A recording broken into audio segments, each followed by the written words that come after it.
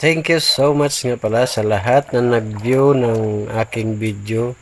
Ito ay umabot na ng 550k views sa loob ng 4 na araw. So ngayon guys, magluluto tayo ng merienda. Dala namin ito, galing ito sa papa ko na mga tanim niya doon na kamuting kahoy. So pati yung niyog, galing din to doon sa tiyahin ko. So ngayon igluluto natin sa gata ang kamuting kahoy at lalagyan natin ng asukal para masarap.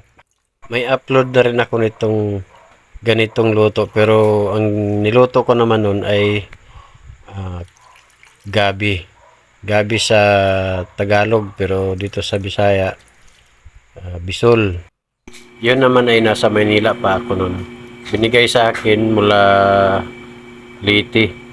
So ayan guys, nilagyan na natin ng asukal. Hindi ko lang nabidyohan kanina, gawa ng akala ko naka-play na. Hindi pala. Ayan, luto na siya guys. Ayan, dinagdagan ko lang ng asukal yan kasi medyo matabang pa kanina. Kainan na!